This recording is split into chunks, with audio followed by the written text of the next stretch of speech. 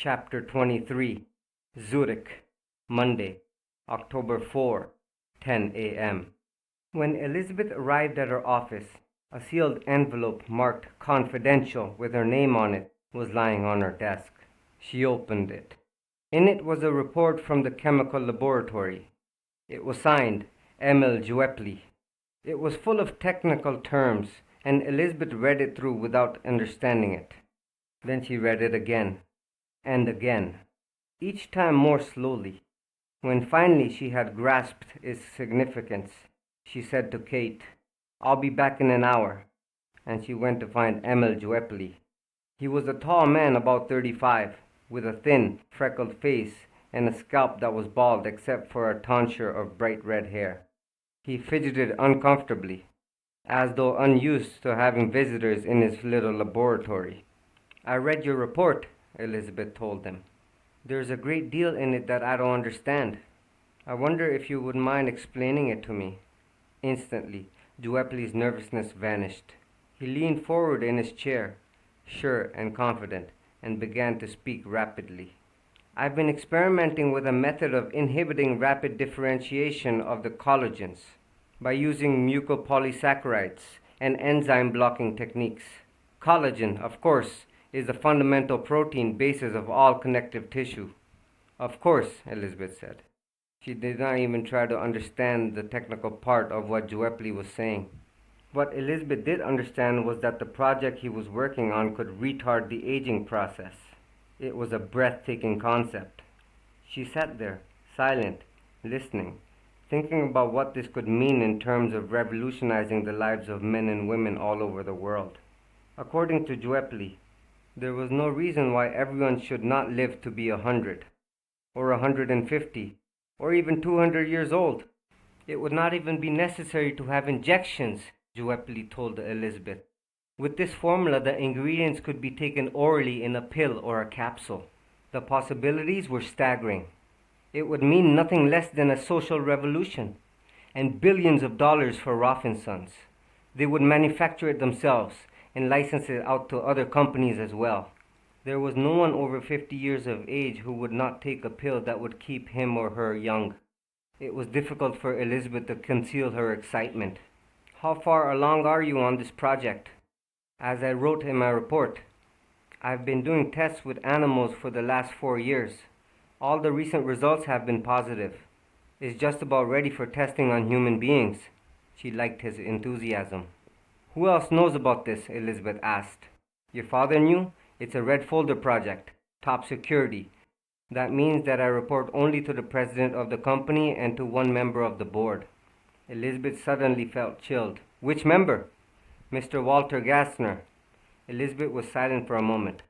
"From this time on," she said, "I want you to report directly to me and only to me."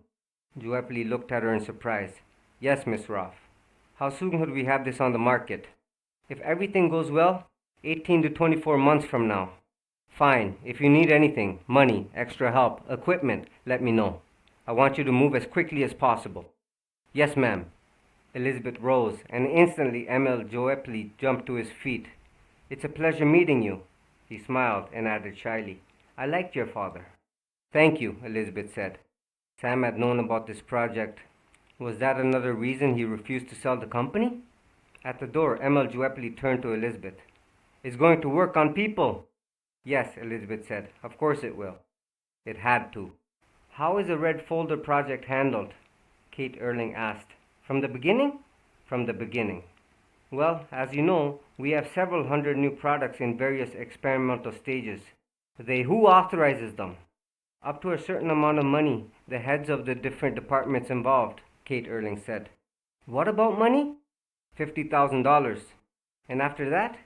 "There must be a board approval." "Of course, a project does not come into the red folder category until it has passed its initial tests." "You mean until it looks like it has a chance of being successful?" Elizabeth asked. "That's right. How is it protected?" "If it's an important project, all the work is transferred to one of our high-security laboratories. All the papers are removed from the general files and put into a red folder file. Only 3 people have access to that: the scientist in charge of the project, the president of the company, and one member of the board. Who decides who that member will be? Elizabeth asked. Your father selected Walther Gassner. The moment the words were out of her mouth, Kate realized her mistake. The two women looked at each other, and Elizabeth said, Thank you, Kate. That will be all. Elizabeth had made no mention of Joepley's project, yet Kate had known what Elizabeth was talking about.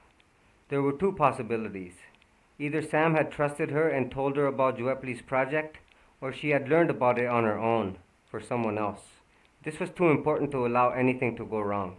She would check on the security herself, and she had to speak to Walther Gassner. She reached for the telephone, then stopped. There was a better way. Late that afternoon, Elizabeth was on a commercial airliner to Berlin. Walther Gassner was nervous. They were seated at a corner booth in the upstairs dining room of the Papillon on the Kurfürstendamm. Whenever Elizabeth had visited Berlin in the past, Walter had always insisted that Elizabeth have dinner at his home with Anna and him. This time there had been no mention of that.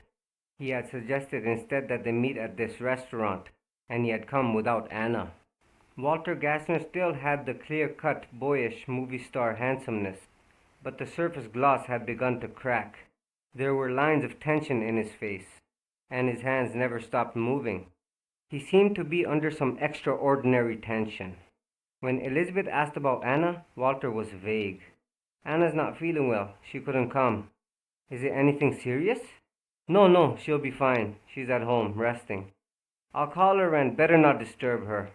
It was a puzzling conversation, totally unlike Walter, whom Elizabeth had always found so open and outgoing.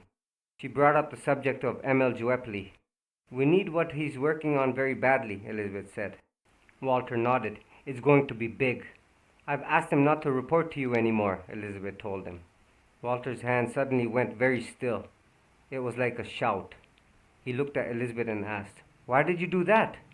It has nothing to do with you, Walter. I would have done exactly the same thing with any other board member working with him. I simply want to handle this my own way. He nodded. I see. But his hands remained motionless on the table. You have a right, of course. He forced a smile and she could see what it was costing him. Elizabeth, he said, Anna has a lot of stock in the company. She can't sell it unless you vote yes. It's very important. I'm sorry, Walter. I can't let the stock be sold now. His hand suddenly began to move again.